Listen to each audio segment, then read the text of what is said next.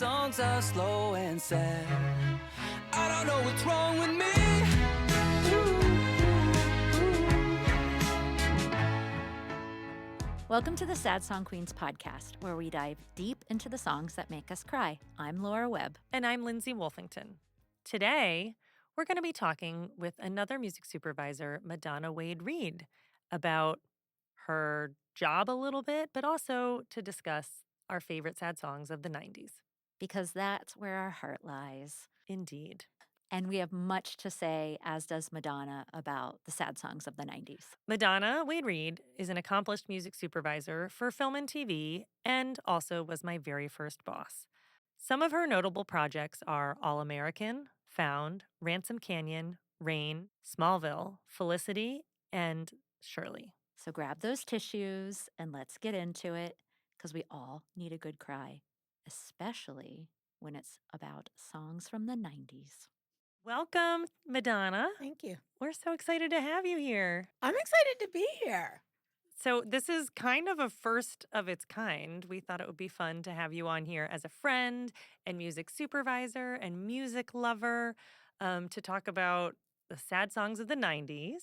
Perfect era for me. Exactly. Us too. Us too, totally. And with it having a little bit of a comeback with the Goo Goo Dolls Iris trend, we thought, why not?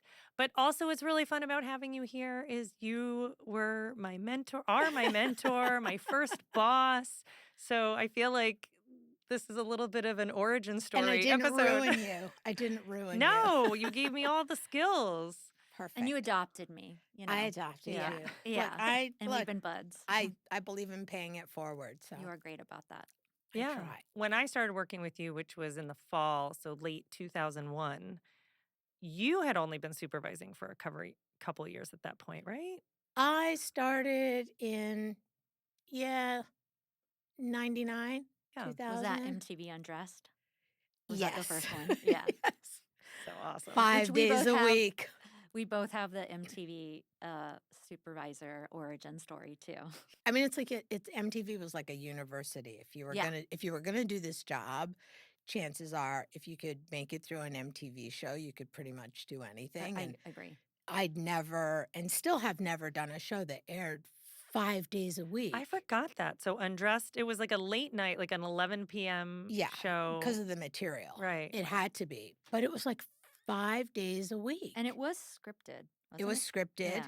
short episodes. Right. Back in the day when technically you had to pull your music from the music videos. Like that was part of the contract with the music videos, but you could only use up to a minute. Yep. And there was no sort of composer. So you had to like fill the whole half-hour show Yeah. top to bottom. And it was wall to wall. It was insane. It was insane. I remember watching Undressed and being like, ooh, like it felt, I don't know why Spicy. it felt so novel at the time. I mean, because Dawson's Creek was already out, but it was kind of Yeah, but like more Dawson's was more sophisticated than that. wholesome, Yeah, exactly. And and it this was wasn't an more- hour, and it was kind of just like Well, and racy. every storyline you could pop in any time. Like you didn't have to watch it every week because it was on every night. And most storylines that overlapped in episodes were only maybe 2 or 3 episodes in length. Right. So it was like a younger person's soap opera without the commitment. Right. Yeah. You Were could- there any actors on there that have gone on to? I think there was. I couldn't Based on- tell you, but yeah, just I've curious. heard murmurings. Okay. Yeah. I don't. Murmurings. I don't know that they want to claim it. And was that like airing 5 nights a week, like working on so many episodes? Was that basically like the only job you were able to have and you were working on it all day long? I think so. I think maybe there was an independent film thrown in there.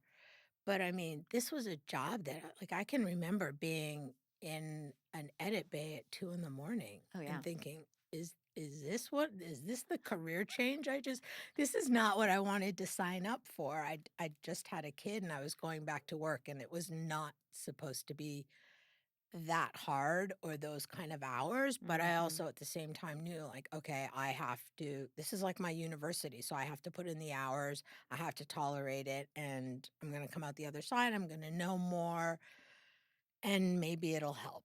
Yeah. Maybe. No, I think I worked on parental control was my first actual music supervisor credit. I'd been coordinating on some other shows, but it was 80 episodes in one season. And I mean, you just bounced around. You literally just went to each editor's bay, which I don't, is now with post COVID, we just all do it virtually, Yeah. But I really think that was my 10,000 hours. Yeah. Like because we scored the show from top to bottom. Like I can temp things like no other, from all that. So, yeah. You just don't want to be forced to do that now. No, real. but I can. Yeah. Yeah. You have to pay me extra for Yeah. that. Thank you. Okay. But so the career you were coming from was almost the flip side of what we do, which was music videos, right? Yeah, I was doing the job in the opposite direction. So like my whole job was support directors who were sent a song and had to come up with visuals. And so when the opportunity came up, like I didn't even know what music supervision was. And then when Yeah. it was explained to me, I was like, wait a minute, I'm doing this job in reverse.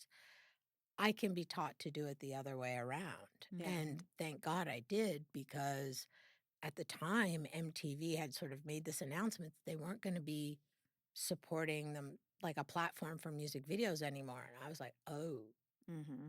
I think I'm out of a job. Like there's not going to be enough work. So the opportunity to sort of take what I knew and just do it in reverse was like a Right. huge, huge blessing. And how did you make that transition? Like, what was your foot in the door? My foot in the door was Jennifer Peiken. She had done music supervision previously, had left the business and gone in-house at a publishing company, and then missed what she was doing, and she wanted to go back to it. And at the time, I'd been freelancing, supporting directors for Mhm. music videos, and I wanted to go back to work. And when I heard that that was what she was doing and she explained what it was, I literally raised my hand and said, please, can I come work for you? This sounds like what I kind of already know. Yeah. I got really lucky. She said yes, and she taught me how to do it. I've not looked back I'm not even going to say how many years, but I've not looked back. I'm still doing it. Amazing. I haven't messed it up yet. What was one of your favorite music videos you worked on? Mm. I can't remember the name of the song. I don't think it was Iris, but I actually worked on a Goo Goo Dolls. You did? Yeah. Yeah. Wow. And I'll never forget going into the meeting with the Goo Goo Dolls, and they were still so new and green and super like grateful that Oh, the label wanted to make a music video with them. right. Um, and I'll never forget, I think it was Robbie, I think his name's Robbie. He had long straight hair. And I remember him asking me, do you think I could get like a haircut like when we do this? And I was like, yes, that can be arranged. Like that's your rider? Right. You just want to know Hair and if you makeup. can Yeah. get a haircut, like Yeah. a trim. And he was just really, he was just really sweet about the whole thing. They all really were. And That's they were nice. he was like, you don't have to focus on me much. And, Aw. everyone likes him over there. And I'm like, oh gosh, lovely. Okay. I I'll always get you wonder a about haircut. the dynamics in the band and Yeah. obviously the front man is the front man. Like Yeah. everybody sees the singer, but Yeah. how does the rest of the band feel? And Yeah. Yeah. So it was very sweet. I just remember that one. Before we get into our favorite 90s songs, what was Lindsay like the first day she showed up to work? Was she in a suit? I feel like she would be in a suit. I was really preppy in the first interview. You were very preppy. Oh, I can totally picture this. They told me to come back in sweatpants. Yeah. Like, I remember She came that. and she had outdressed us. Jen and What I was she were wearing? like just in jeans and running I shoes. actually remember what I was wearing, at least What? the bottom. I was wearing like a pencil skirt Yep. and loafer slides, and then probably like a black shirt. A black shirt or an Oxford cloth. It was like she came in, but I wanted to be professional. she wanted to be professional. And we were just like, yeah, no, don't come back like that. When we interviewed Lindsay and we were working on Felicity, and we were like, oh shit, she knows more about this than we do. We have to hire her. Like, she's like this encyclopedia of knowledge that we can tap into. Nerd alert. They're like, she's like, No. season 1, Ben would not have done Yeah. that. No, she just fit in perfectly and was no ego, anxious to learn, willing to try anything and do anything, which, I think our career requires that of us because we, on the other side of what we do, have to work with so many different personalities. And yeah, she just jumped in feet first. And I mean, it was also I like think where it's I wanted worked to out be. I okay think for it you. turned Yeah, I out guess. okay. Yeah. You're going to You're do like, do you have great some? things. Do you have some notes now? Yeah, That's no right. notes. 25 years later. It's 25 years this fall. Shh. Yeah. Isn't that crazy? That is crazy. But Uh, you were also awesome. I remember, I I worked for Daisy Music, which was you and Yeah. Jennifer's company. And I just remember your organization system, the way you had your spotting notes lined out and whatnot was like such a great training thing. Like I am not the person to invent a spreadsheet, but I can follow directions really well. So it was really good to learn from somebody who had good organization skills. we all used to, as supervisors, go to this Yep. conference in Nashville. That was super fun. And a fellow colleague of ours, Andrea Von Forrester, was saying, because I was like, oh, this is who's coming. We were looking at. And her description of Lindsay was, she's like J. Crew, like a tall blonde J. Crew person. And I was like, yep, that's Yep. about right. Yeah. That's Kinda it fit. exactly. Yep. So I've bought a leather jacket over the years, so I've gotten a little more music industry. No, But yes, I am full on Yeah. in. Hey, says the person in a polo shirt Yes. today. I got nothing to But say. I'm in has- penny loafers. but has so. a beagle on it instead of the so that's why. Let's dive into the saddest 90s songs because that's where my heart lies still. So Yeah, we always talk about how much we love the 90s. We're still waiting for that 90s project to come along. But, Oh, that would be so good. I actually prefer projects that are very specifically time stamped Yeah. because without those boundaries, it's like a free for all. I know. And there were only a finite number of songs then too, right? That people will know. That people will know. Yeah. Yes. Yes. Well, what's so interesting too is, I mean, I say I've done some early 2000s project, and Laura and I worked on an early 2000s music. The indie music back there, like indie music today, is produced so well because anybody can have all the tools. Oh yeah. And when you go back, you're absolutely. like, oh, like this was really authentically homemade. Like you can hear the room. Yeah. It's totally different. I know. But We worked on a time travel movie to 2003 and we were like, we were working then. yeah, no, I was literally like, what do we use in Smallville back then? Yep. You Yeah. know? It's true. I actually save a lot of my old things and I'll go back and I'll look. Oh yeah. I'll look at them. I was looking at because I still kept it, my CD case of everything. I'm like, I Case can't Logic. yeah, Shout totally. out Case Logic. I can't get rid of that.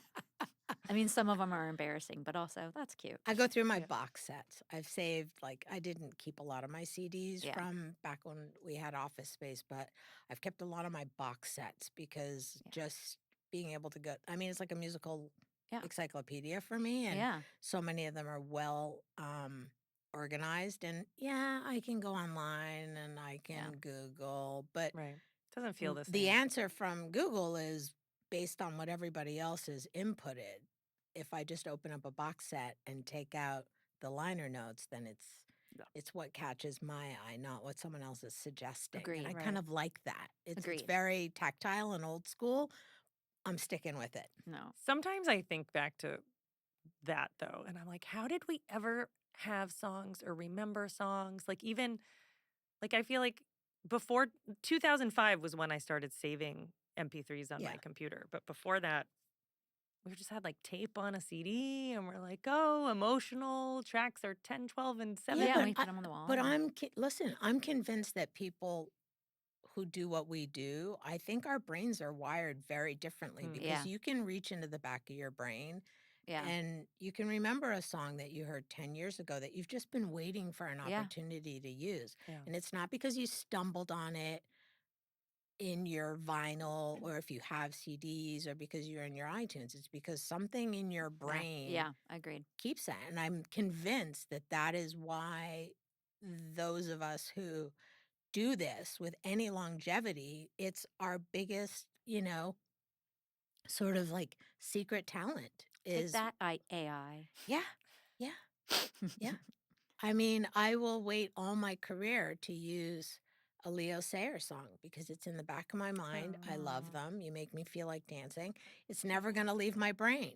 You haven't used it yet? No. Okay, well, We we're all gonna have manifest those, it. But I feel did. like. I met him at a Grammy party this year, and I don't fangirl, and I lost my shit. I was so Oh, excited I couldn't find the words, and I was just yeah. like, he has no idea. I am waiting my entire career to use this song. And there are people out there Yeah. who have no idea who Leo Sayers is. So he must have felt really good hearing this. Yeah. He was Yeah. very sweet. Yeah, and I wouldn't I know that song. I know others of his, but I wouldn't be able to pick them out Yeah, like, in a crowd. in a crowd. Yeah. Totally. Oh, yes, you would. Okay. Oh, okay. Okay. He I'll looks like what he sounds like. Still has his fro. It's Oh, amazing. okay. It's All right. amazing. Before we do jump in, have you worked on a project based in the 90s musically? I don't. Well, you were supervising well, Yeah. yeah, you were supervising in the 90s.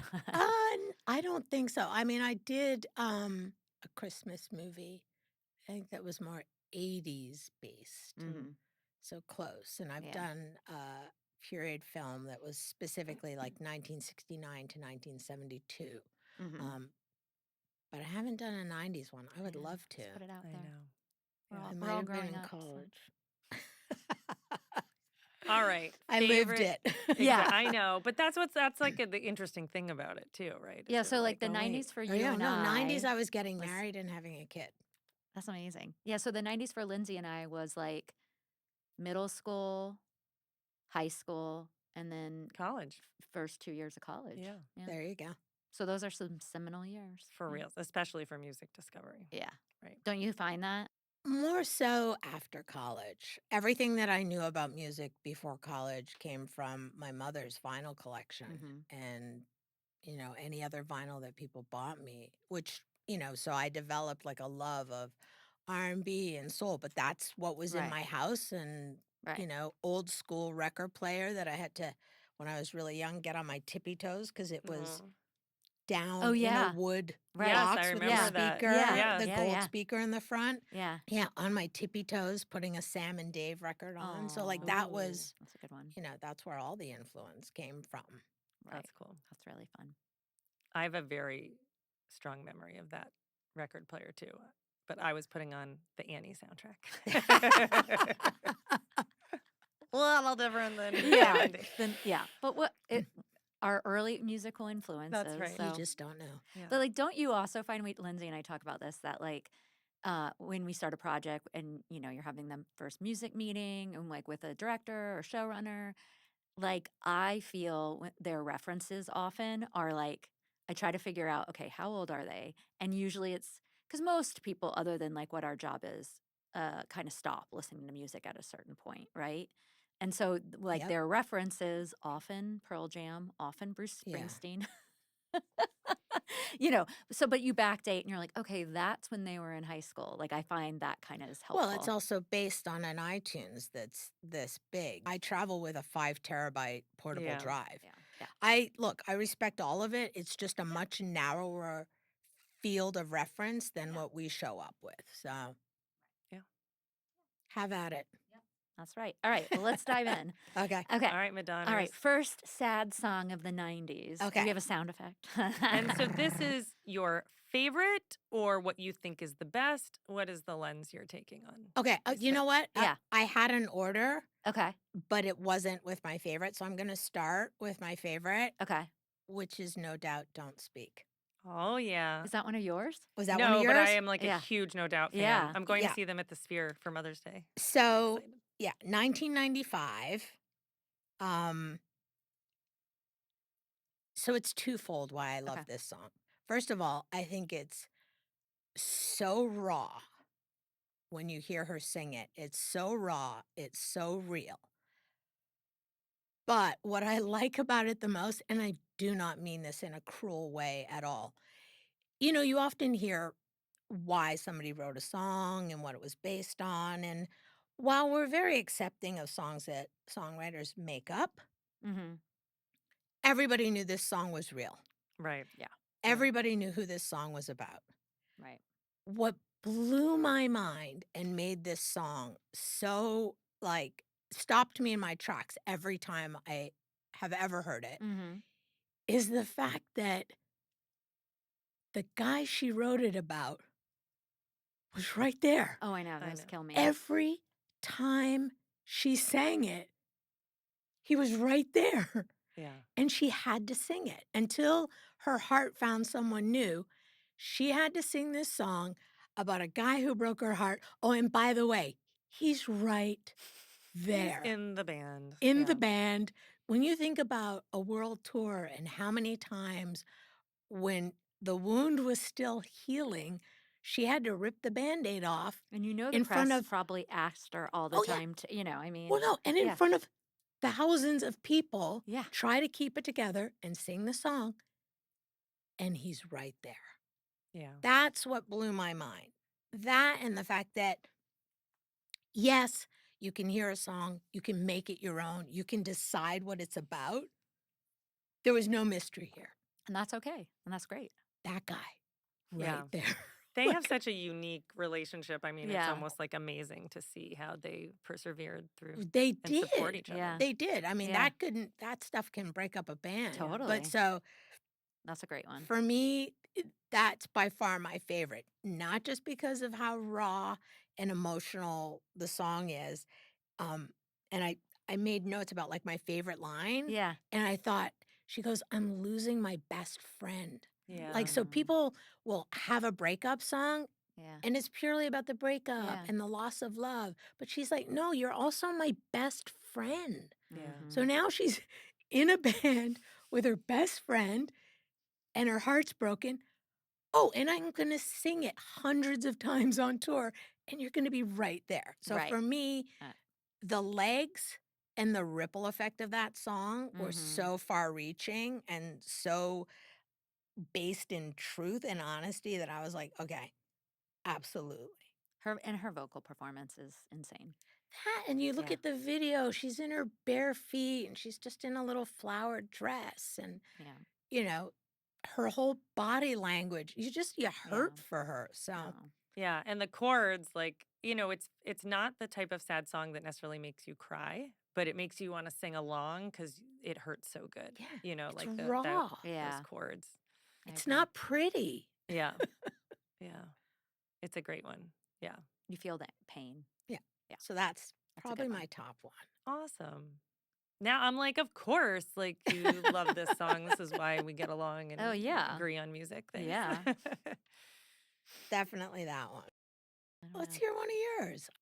Yeah. Okay. Well, I've mentioned it before on the podcast, but it's still like my husband puts this song on all the time, and it literally makes me want to like curl up in a ball and cry, which is "Secret Garden" by Bruce Springsteen.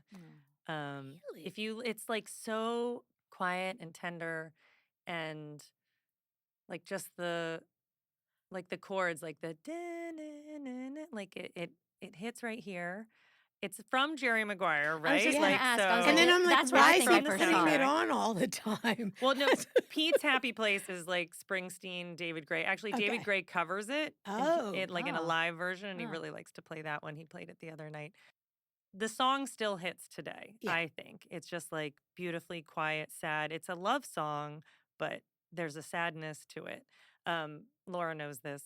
I loved it in senior year of high school, and then my cats died, and this was one of the songs that I would like Oh, I listen didn't to realize and look at this pictures. one. I thought it was more That's Tracy It's Chapman. also amazing. Tracy Chapman, Yeah, I The thought it was more Promise, Tracy but Chapman. this Oh, wow. one, I mean, like, just hearing it again recently, I'm like, oh yeah, this song will never get old. No. Well, and anything attached to Jerry Maguire is yeah. Yeah. every generation Yeah. finds that film, Yep. finds the music from it, all of it. Yeah. I mean, Cameron Crowe for me, like the singles soundtrack. Like I didn't half that because I remember watching it in middle school and I like half of it went over my head. But like that is one still to Yeah. this day, I think one of the best soundtracks. You don't think so? No, Oh. my brain Oh. is just like Cameron Crowe's really unique in that Yeah. there aren't a lot of there's a lot of filmmakers who will proclaim to be very good at music, Yeah. but he set a pretty high Yeah. bar. Yeah. Yeah. And not that I want to be asked to name them, but I could probably struggle to name 5 that I feel are Yeah. on par with the way he's looked at music, the way he's put it into his films. Yeah. It's exactly why that song is on. That soundtrack. Yeah. And I it really actually should have heightens the looked. moment. Is it in a moment or is it the end title? No, it's Is not it the when end he title. comes in after the party and he kisses her? Yeah. And it plays then? Yeah. That's definitely what we remember. And that's such a Yeah. you No, it's really complete beautiful. me. Yeah. No, it's a yeah. Ah! Yeah, I think it does Yeah. play in the complete You Complete Me. We'll have to go Or look. like right before or something. It's interesting because when we were talking with Nina from the Cardigans, the memory of where Love Fool played was not. She thought it was in the fish scene, but that's just the scene that everybody knows from the movie that's in the video. Yeah. But it's you remembered it was yeah, in the well, I nurse went back and scene. watched Yeah. for Romeo and Juliet. And it was And where is it?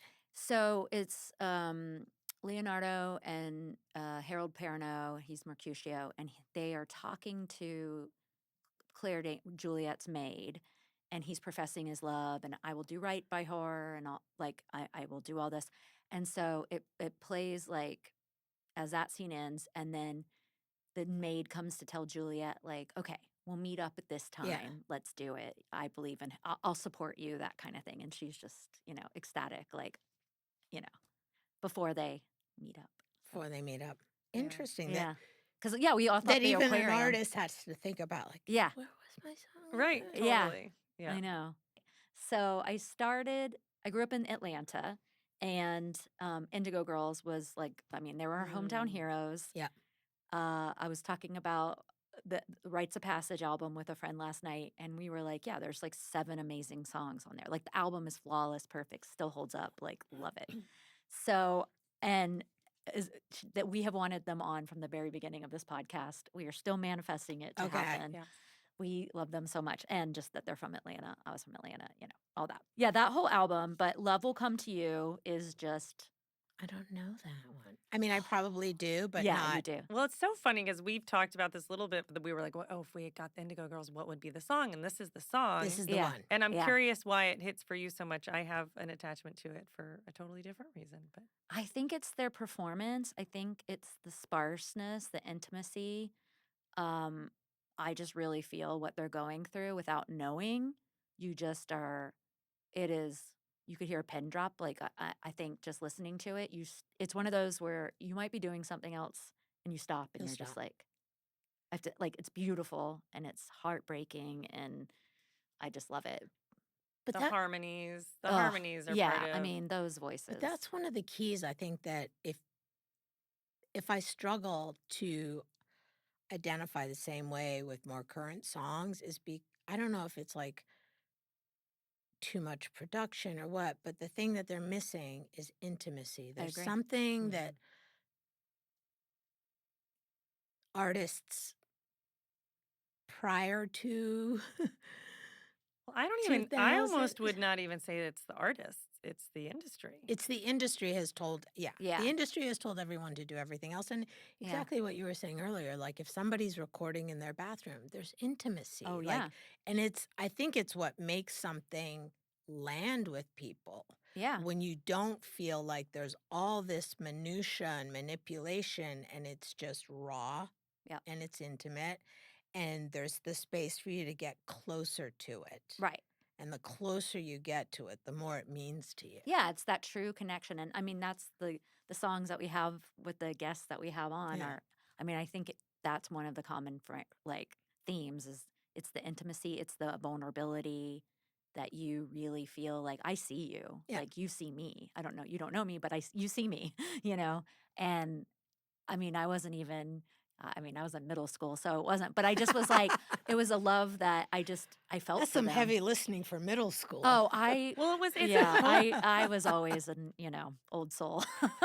There's a lot of hope in it, though. Yeah. And I think when you're young and you have been fed fairy tales Yeah. all your life, you Yeah. are hoping for this Yeah. like big love. And the lyric is, Yeah. and I say, love will come to you. A lot of current artists are so broken and jaded and determined to make it based on what they're being told to do that Yeah. they sort of lose the innocence of being earnest Yeah. in a song. And that is, you can just hear the strain of Yes. yearn I know. in I which is know. real. And And like you that, can't teach that. no, and that you, element, I guess there is this element of hope too. Like, I wish that for you. Yes. But you know that they're not in that place right now. But that even just if they're singing it for each other, like maybe they wrote it for, to give hope to the other member or something. But it's like, I want this for you. And that's well, like yeah, that's beautiful the other too. side of being earnest. Yeah. Is Yeah. not great right now. Will get better. Yeah. Yeah. Yeah. And Yeah. I took this song and I flipped it. I sang it at my sister's rehearsal dinner. And I said, "Love has come to you." Oh, And I where don't there's think I knew now one, that. there will be two, meaning like she's getting married. But I yeah. don't think I knew. I don't Yeah. think I knew. Oh. what a So- rewrite. I know, Man, right? we, Right. we know everything to tell the ladies when we get them on. All right, Madonna, what's the next one? All right, so maybe it's an outlier, maybe it's not, but I Can't Make You Love Me, Bonnie Raitt. Everything. Yeah.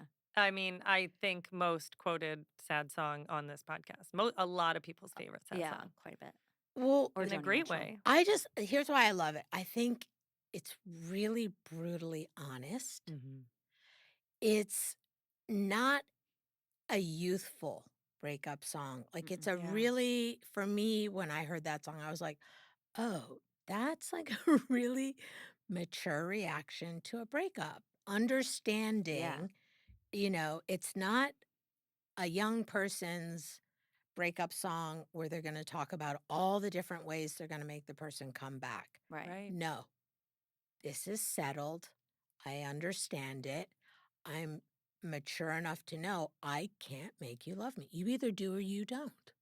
And apparently you don't. And I have to accept that. It's just, there's such a finality Mm-hmm. and a maturity to the finality of it. And I mean, I think anyone would agree, like her voice is just bananas. Yeah.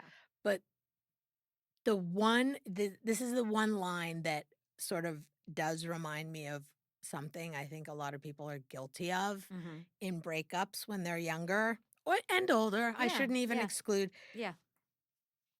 But she goes, morning will come and I'll do what's right. Just give me till then to give up this fight. Mm-hmm.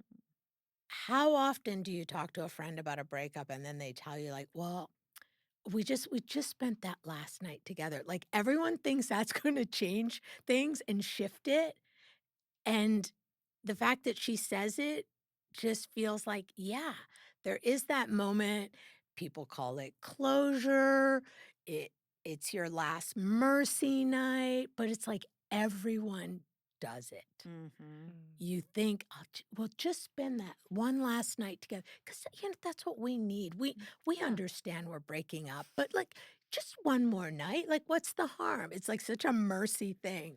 So I just sort of love that. Like for me, that's like the little fracture in all the rest of her sort of very settled, quiet acceptance Mhm. is that she still wants that one last night. Yeah. I think it's also from like that feeling of not wanting to go to bed angry or like it'll be better in the morning. You know what I mean? I can walk away from this in the morning. It's too hard. It's like I'm Yeah. tired. It's the end of the day. I don't know. That's a little bit of Or what you I get from sleep that. on it. Well, sleep Yeah. on it. Right. Right. And I also think in the spirit of sometimes when you are super emotional about a breakup and you feel it in your gut, like, Right. oh, I need to purge a good cry. I feel like this is one of the songs that like breaks the seal. Oh God, yeah. Yeah. It really can put this on Right. and Have you cried to it? probably. Yeah. Probably, I just, like I said, there's something about the messaging of a very simple line. Yeah. I can't make you love me if you don't. Well, and I think that is the crux, right? Like, Yeah. how much would you want to control people? You want people like you. There are all Yeah. these love songs. Fall in love with me. Fall in love with me. And this is like, I can't. I Yeah. can't Yeah. force you to do Yeah, something it you is don't true want to do. maturity, as you say. Yeah, because like all the movies and do the grand gesture and oh, he really does love you and all that. It's an And that admission. she's It's right. an admission And that she's that's- not going to do all these things. She's going And to some accept people what it is. never get to that place too. No, there's Yeah. a million different Yeah. therapies that Right. try to teach you this. Right.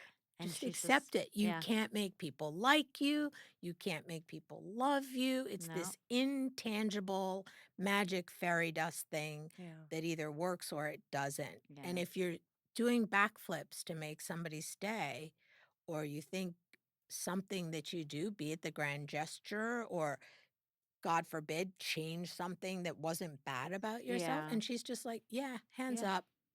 This is me. Do you love me? No? Okay. I Not going to think make you. I think I heard that on this one. I think she did it in one take and like no dry eyes in the studio. In the whole studio. Yeah, if I remember correctly. No notes. Yeah. No notes. Were you already a Bonnie Raitt fan when you heard this song, or it kind of opened your eyes to her in a different way? No, I mean, she was somebody who I always appreciated. And Yeah. it was like, there wasn't always a lot of women on guitars, I know. which Right. was also something like to see a woman who wasn't trying to be masculine in her musicianship Yeah. and to be able to have this balance of being a really strong musician, but then to be able to go really soft and do something like this. And I just think also, as somebody who's sort of had a scratchy voice a lot of her life, like I have a certain respect for other people who I think sound a little bit You're like, I got like you, me. Bonnie. Yeah. Yeah. I see you. We're And she speaking the just same came, language. like something to talk about. Like she just seemed cool. Yeah. Yeah. Yeah. Yeah. But Well, that whole album was a little bit of a departure for her. Yeah. Yeah. And just someone who is confident Yeah. and really secure with who they are. Yeah. And I think she wrote this. That's the other thing that she, I don't think she did. no. Yeah. Well, it But might not be. But there I is just- Yeah. sometimes, no, there is sometimes, though, a connection that Yeah. if the distance between Totally. what the song is about and who the person is, and it just Yeah. never, Yeah. No, Yeah. well, and one song that has come up as people's favorite is Johnny Cash's version of Hurt by oh, Nine Inch God. Nails, right? And it's like, I've licensed it, how much was Cha-ching. that? which was very difficult. It was Yeah. actually, Yeah. well, Yeah. it was difficult in that he had just passed away, Oh. and I think we can all attest to, there's another layer and level of respect that you use when Yeah. you're Of course. going to license a song from somebody recently deceased, and suddenly you're dealing with an estate. Mhm. Yeah. And so I really wanted the song, but I warned my Like, let's not- producers, yeah. like, listen, this is a really hard time. They're either going to go along with it or they're not. Right. And they went along with it. That's great. What was that for? Smallville. I remember that. Aw. I was in the office. Aw. Yeah. All right. You ready? Oh, me again. Yeah. I mean, I feel like this is a little bit torturous for us to be like, only 3. But I will We can say say more. What up? Sarah McLachlan elsewhere.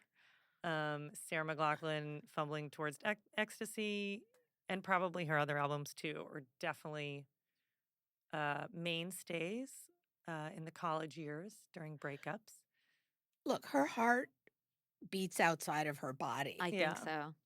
Yeah. That's just a given with her. There's the transparency of like what she sings about Yeah. is just, you're like, oh, this is, everything is her in her real life. It feels like whether it is or Right. it isn't, Oh, yeah. her heart beats outside her body. Yeah. I don't, She was made to just be here and let us all feel it. there's also, I mean, she has a lilt in her voice.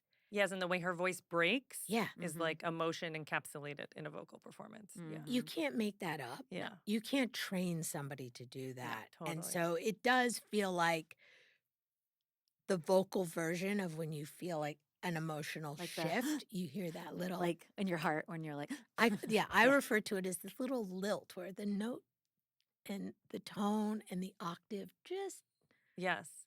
tweaks, and you're Yeah. just like, yeah, you can't, like, it probably almost could sound different every time she did it live because Probably. it's such a real thing Yeah. that you Right. can't And it teach takes learn. such vocal control to be able to do that, or vocal freedom to like let your Yeah. voice Yeah. and like assume you're gonna hit that note Yeah. on the other end Yeah. of it. You know what I Because mean? like in the arms of a stranger, Angel, like yeah. an angel.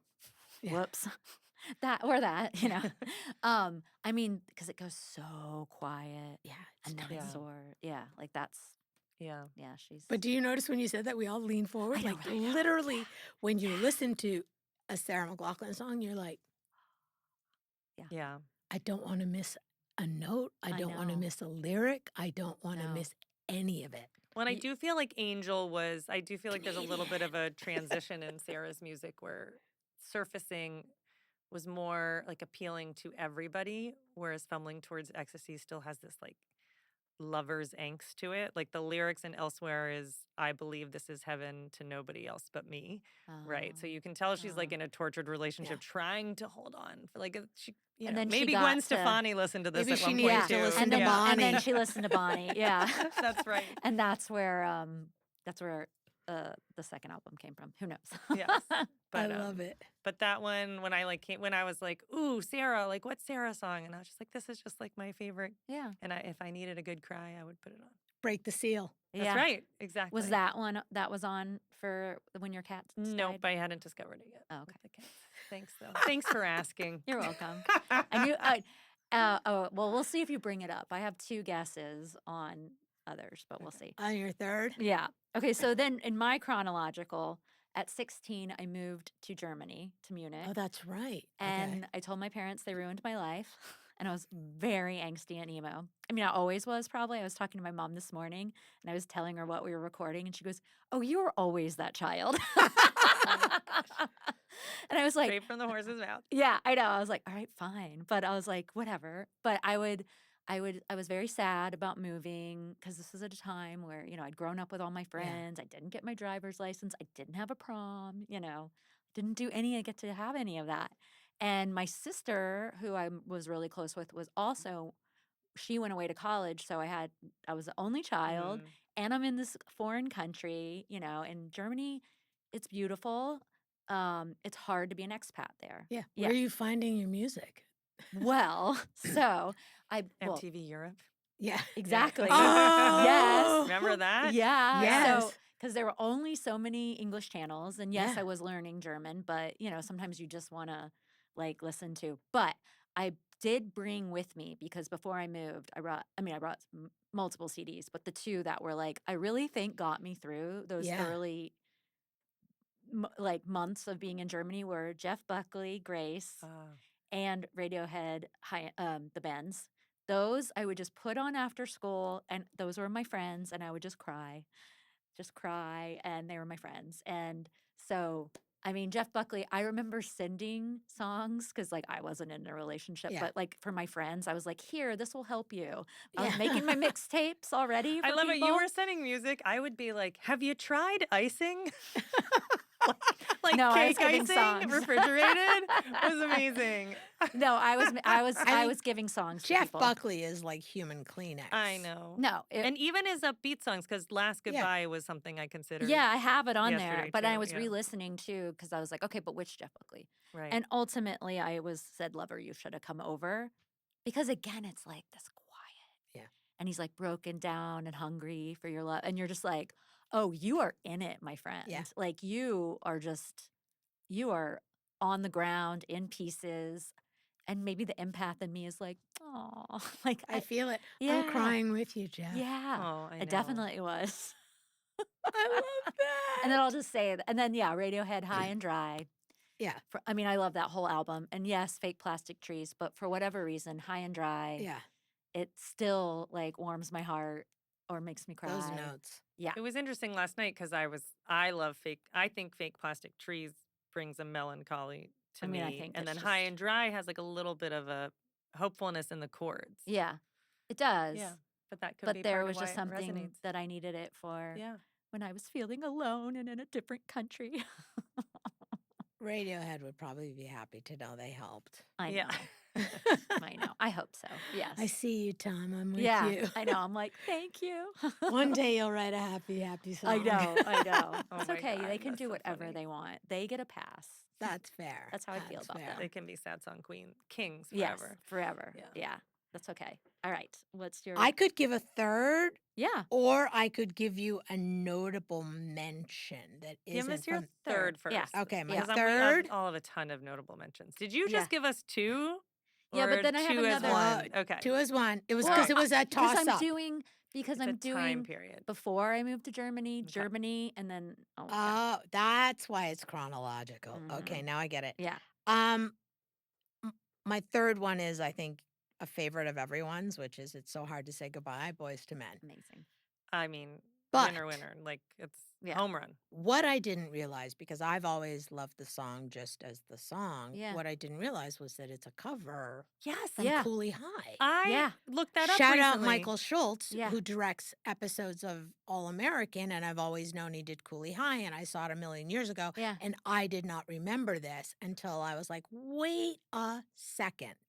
Back to, I love it because I fell in love with it, and I thought it Yeah. was really great, and there is this world where a lot of people or songwriters aim to create like the ultimate wedding song, but there aren't a lot of ultimate funeral songs. It's true. Mhm. And even though this song was written, to represent the end of high school, so much Yeah. not like the worst thing that could happen to Yeah. you, it's translated itself Oh, yeah. when Boyz II Men did it to become this funeral song, which is also, you know, it became a very big song and remains a very big song in the Black community for memorials, Yeah. and funerals. And I just thought I I hadn't seen or heard something like this. There was lots of songs that people choose sad songs if they have music at a funeral, but I was Right. like, "Oh no, this is like the most perfect song." And then the cherry on top is the fact that it's sung a cappella. Yeah. Mhm. Yep. And Mhm. so it really does feel like you're in church. Yeah. Yeah. Yeah. This is it's a church choir Yeah. hymn. It is. I'm Yeah. like, it Yeah. tick, tick, tick, Yeah. tick. And then nobody's going to argue with the line. I No. thought we'd get to see forever. Yeah. I Another know. seal breaker, Ah. right? I want to actually. Seriously. I want to go and listen to the original. I've I never was going to listened. ask, Yeah. did you Have you listen heard to the it? original? No, prepared? not Yeah. before, because I didn't want to. Yeah. Yeah. This is the one. But Yeah. I've licensed this song, and it's always really funny to me. Anytime I do go back and listen to it, I'm like, oh yeah, there's no instruments. Nope. Like, No Yeah. instrumental. and like, how many people do you know have probably charted with a song with Totally. no Yeah. instruments? Really sad, Yeah. popular with funerals, Yep. and no instruments. I know that's just crazy. It's amazing. Yeah. I think it was mentioned on an episode recently, and I was like, "Oh, who wrote this?" And that's when I found out it's from the 70s. It's from Yeah. Cooley High. Yeah. And in my research, it's written by wife and husband. And Oh, I think only really? the wife is with us now. I think the husband passed away in Oh. the early 2000s. But I thought that was really Yeah, cool and too. Yeah. sung by one of the guys from the Spinners. Oh, before really? yeah, this Oh, by guy, the Holy. G.C. Cameron of Oh, the in the Spinners. original? Yeah, in the film.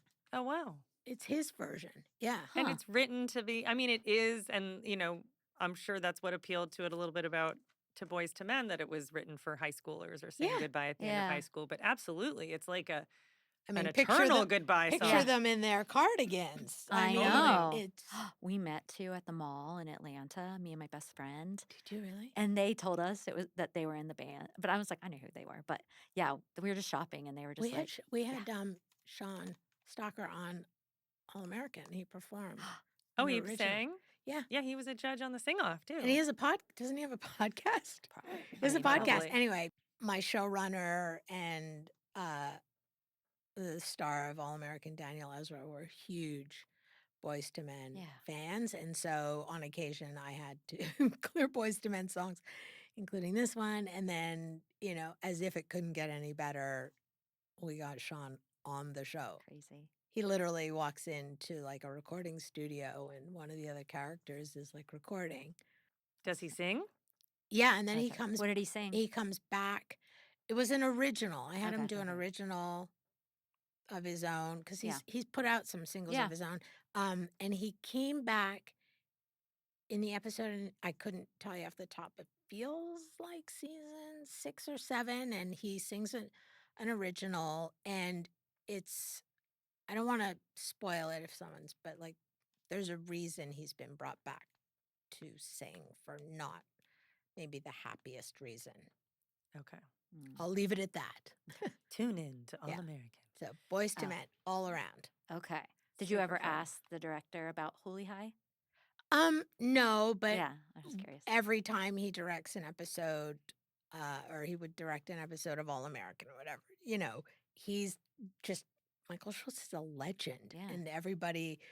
If anyone didn't know, Yeah. inevitably you would see someone on the set go, he directed Cooley High, like, Yeah, right. you By the youngin, end, everybody you knew. youngin, you are Yeah. in the presence of a legendary, That's let amazing. me school you on this one. Yeah. That's Yeah. funny.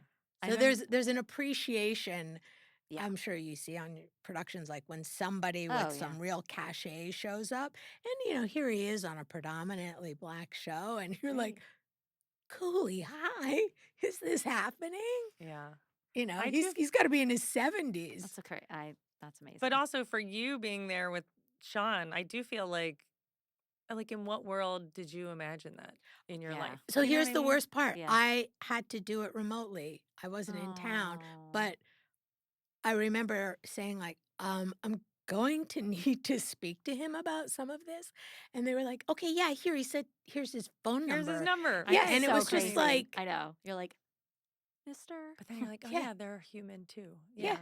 I know, but still, it's. But it I'm is like, cool. hi. Our He's kids like, do yeah, some just cool call things me. in Yeah, our like I job. have these moments, and I'll be like, Lindsay, 16-year-old me is dying. Like, Yeah. we Yeah. got an email from Oasis's manager, and I was like, if you told 17-year-old me that one day, like, Yeah. what?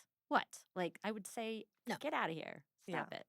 There's, with an and- approval, so Yeah. it was extra exciting. yeah, right. Yes, and they Yes. approved at our request. But that's it. But by the way, Yeah, footnote, that is the bonus of our job, is that we have opportunities that other people don't have. Yeah. To meet our idols, to try not to fangirl in front of people that we really like, and I also know. to turn Yeah. down meeting people who may spoil what we think of them. Um, I know. That's true. There's been a but couple of those. Mm. Yeah. Yeah. All the makes up for all the All All our the grit work, podcast too. guests, I just walk away being like, I like them so much. So we've been lucky. Yes. You've been Yeah. lucky. Yeah. until this one. I mean, come on. Yeah. I'm just kidding. Don't meet your heroes. Oh shoot, it's back to me. Yeah. Yep. I was a huge fan of Sting in the 90s, and the Sting Greatest Hits album is really, really awesome. And I'm going to follow in your I love shoes, this. but they're kind of two tied sad songs from him. Fragile, Mhm. which is probably ranks slightly higher, just super beautiful, and is a song that if I were feeling sad and needed a cry would bring me to tears. And then Shape of My Heart, which is one of those songs that has the chord twists that I always talk about, just in like the opening guitar part. If you just like this Spanish guitar, You deep vibe. dive. Does that feel deep We to you? do. Yeah. It Yeah, was no, we actually. do. It was actually. But this one was. It was also from a movie. Oh, was- with Danny Glover. Danny Glover. Thank Yeah, you. yeah. But what Mel was the- Gibson and what Danny were those Glover. movies? Lethal Thank Weapon. you. Okay. Yeah, I love those movies. It was. It 1, was 2, or also. 3. I know. I think it was the last one, but it was on. Shape of My Heart was a soundtrack song from one of the Lethal Weapons, probably like mid 90s. Anyway, yeah, I discovered Sting probably in like with 10 Sumner's Tales, which probably came out in like 92, and then like explored his back catalog, and Shape of My Heart and Fragile are just like gorgeous, again, heart twisting. I love songs. what clearly clicks for you is like Mhm. you're listening to the music and the chord changes, Yes. and those are the things that Mhm. trigger the reactions out of you. And then And like voices. some people, and- your yeah. voices, I'm like lyrics. Yeah. Yeah. And then, Yeah. the ultimate is when somebody manages all three. Okay, we are having so much fun chatting with Madonna, and we still have more to talk about. We want to hear more about her insights on the job of music supervision and some of the highlights of her career, so we are going to break this episode into 2 parts. Please come back next week for part 2. Thank you for joining us today on Sad Song Queens, because you always need a good cry. We will link these songs in our show page and on our Spotify playlist. Please also like, comment, and subscribe wherever you find podcasts. Huge thanks to Madonna Wade-Reed for joining us. Thanks to Rob Seals for engineering our episode and the Songwriting School of Los Angeles for letting us record live at Enterprise Studios. Special production thanks to David Raymond, Avery Piantadozzi, Jordan Lindsley, and our producer, May Rogers. Our theme song is All My Favorite Songs by Weezer, and our outro music is by Wyatt Rouse.